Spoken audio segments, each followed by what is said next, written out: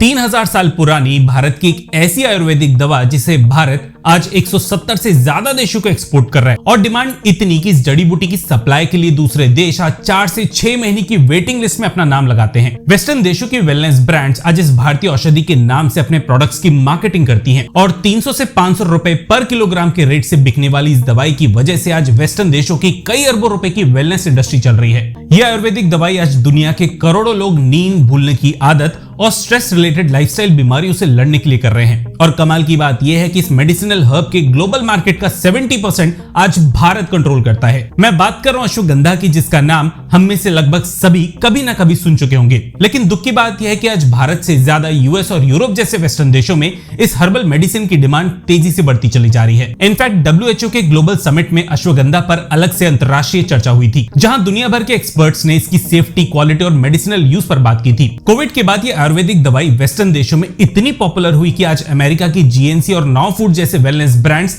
अश्वगंधा का इस्तेमाल अपने सप्लीमेंट्स में करने लगे हैं। और आज पूरी दुनिया में बिकने वाले 4000 से ज्यादा सप्लीमेंट प्रोडक्ट्स में अश्वगंधा का इस्तेमाल एक काफी बड़े लेवल पे होता है। लेकिन आज तक किसी भी देश की मेडिसिन रेगुलेटर संस्था ने इस आयुर्वेदिक दवाई को मान्यता नहीं दी। हालांकि इसके इस्तेमाल को भी कभी रोका नहीं गया। बात करें अश्वगंधा के ग्लोबल मार्केट की तो इसकी वैल्यू आज $600 मिलियन से ज्यादा की है और भारत की इस दवाई के सबसे बड़े खरीदार देशों की लिस्ट में यूनाइटेड स्टेट्स, जर्मनी, यूके और ऑस्ट्रेलिया जैसे देश हैं। पिछले कुछ सालों में अश्वगंधा की डिमांड इतनी तेजी से बढ़ी है कि 2030 तक इसके ग्लोबल मार्केट की वैल्यू करीबन $2 बिलियन तक पहुंचने का अनुमान लगाया गया है। और इसका फायदा मध्य प्रदेश और राजस्थान के उन हजारों किसानों को पहुंचेगा जो आज अश्वगंधा की खेती से जुड़े हैं। पूरे भारत में हर साल 1500 से 2000 टन अश्वगंधा का प्रोडक्शन किया जाता है और कुल प्रोडक्शन का आधे से ज्यादा हिस्सा MP और राजस्थान प्रोड्यूस करते हैं। लेकिन भारत के अलावा नेपाल और इवन पाकिस्तान में भी अश्वगंधा का एक लिमिटेड प्रोडक्शन होता है। पर भारत की तरह अश्वगंधा की प्रोसेसिंग इंडस्ट्री इन देशों में मौजूद नहीं है। यही वजह है कि भारत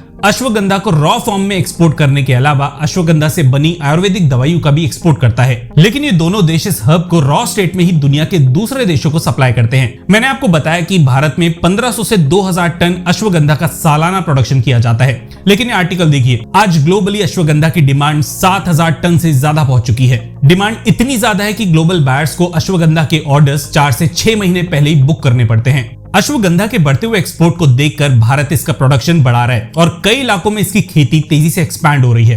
पर मेरे हिसाब से हमें इस अपॉर्चुनिटी का फायदा अश्वगंधा को दुनिया भर में एक ब्रांड बनाने के लिए करना चाहिए, जिससे लोग आने वाले सालों में इस आयुर्वेदिक दवाई को भारत के नाम से जाने। मुझसे सहमत है तो हाँ, वरना कमेंट सेक्शन में ना लिखे बिना बिल्कुल भी मत जाइएगा और वीडियो को लाइक कर दीजिएगा अगर आप हमें यहाँ तक सुन चुके हैं। धन्यवाद। जय हिंद।